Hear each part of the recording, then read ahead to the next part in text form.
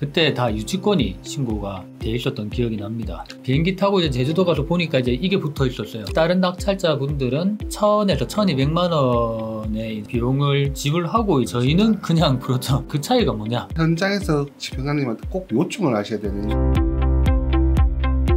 안녕하세요. MJ경매 스쿨 MJ입니다. 반갑습니다. MJ경매 박재원 팀장이라고 합니다.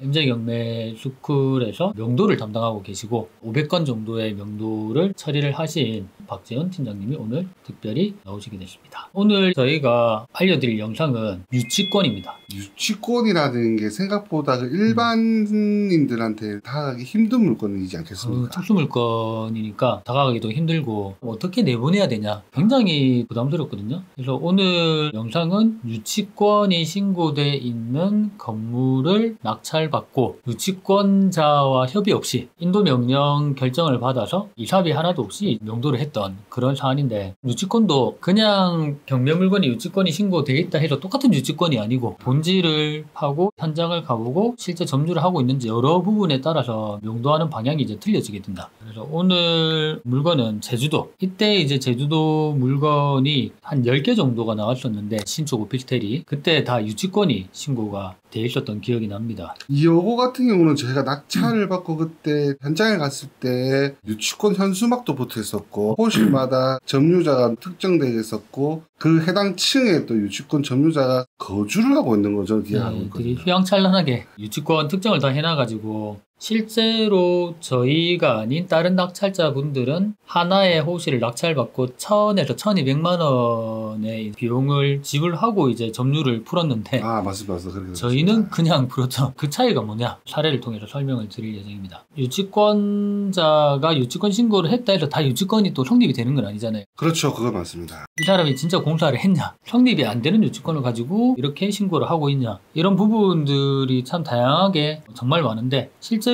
이 오피스텔 같은 경우는 저희가 그때 단서를 잡았던 게 유치권자가 점유를 안 한다라는 제가 얘기를 들었던 것 같아요. 첫 번째는 유치권자가 점유를 하지 않았고, 그 다음에 대표님과 제가 그때 같이 조사를 했을 때는 이분께서 공사를 한 거는 해당 오피스텔이 아니라 상가 건물을 공사를 했는데 거기에서 받지 못한 돈이 이제 오피스텔까지 같이 청구가 되었다. 목적물이 이제 틀리기 때문에 관련성이 없는 유치권이었다. 일단 저희가 낙찰을 받고 현장을 갔을 때 유치권에 대한 편말들이 다 붙어 있었고 임의로 문을 열지 못하는 상황이었기 때문에 첫 번째 유치권자하고 협의를 한다. 돈을 줘야 되니까 협의가 안 되는 거고, 두 번째로 가장 빠른 게 인도명령이잖아요. 보통 일반인들은 유치권자한테 인도명령을 하면은 결정이 나나? 물음표를 가지고 시작을 많이 합니다. 그렇죠. 인도명령 같은 경우는 확실하게 유치권 성립이 안 된다는 그런 문서와 증거와 이런 자료들을 다 밀어 넣어 가지고 거기 사법보좌관이 판단을 해가지고 결정을 하는데 많이 튕기죠. 그렇죠. 인도명령을 넣어서는 기간이 상당히 길어지면서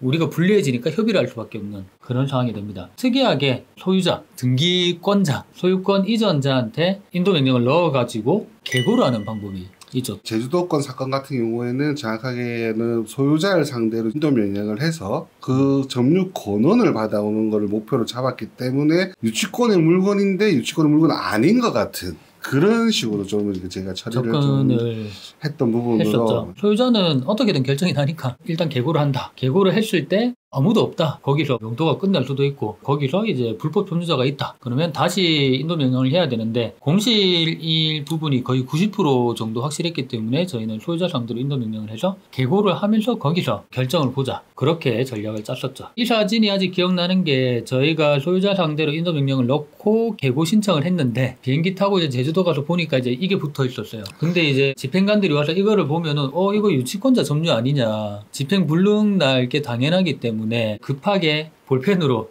적었죠. 같은 호실에서 공사비 미납으로 인한 유치권 행사가 위 호수는 이미 경매가되었다. 저희가 이제 바꿔놨습니다.